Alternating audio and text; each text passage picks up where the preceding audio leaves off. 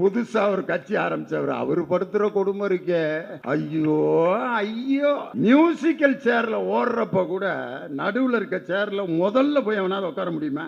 ஒரு ரவுண்ட் அடிப்பாங்க, 10 சேர் போட்டிருப்பேன், அதுல போய் ஒரு உட்காந்துருப்பேன். மீதி உட்காராதவங்கலாம் பா வெளியே பா வெளியே பா வெளியே. அந்த 10 சேர்ல 4 சேர் எடுத்துருவாங்க, 6 சேர் தான் இருக்கும். சுத்தி சுத்தி ஓடுவாங்க.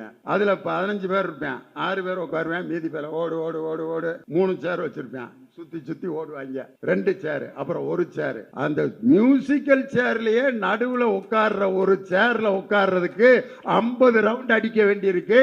கோட்டையில முதலமைச்சர் நாற்காலியில இவர் சைக்கிள்ல வந்து ஏறி போய் உட்காருவாராம். யாரியா? சினிமாவில தான் நின்னுகிட்டு இருக்கிற சைக்கிளை அப்படியே ஓட்டுற மாதிரி காட்டுவாங்க. கேமரால பார்த்தா அண்ணன் சைக்கிள்ல 80 கிலோமீட்டர் வேகத்துல போயிட்டு இருக்காரா அப்படிங்கிற மாதிரி.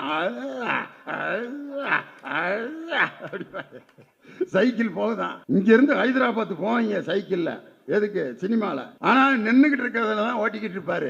நின்னுகிட்டு இருக்கிற சைக்கிளை ஓட்டி கொண்டிருக்கிற உனக்கே ஒரு வருஷத்துல முதலமைச்சர்னா 75 ஆண்டுகள் மக்களோடு மக்களாக போராடி அவர்களுடைய கஷ்ட நஷ்டத்தில் வாழ்ந்த இயக்கம்யா.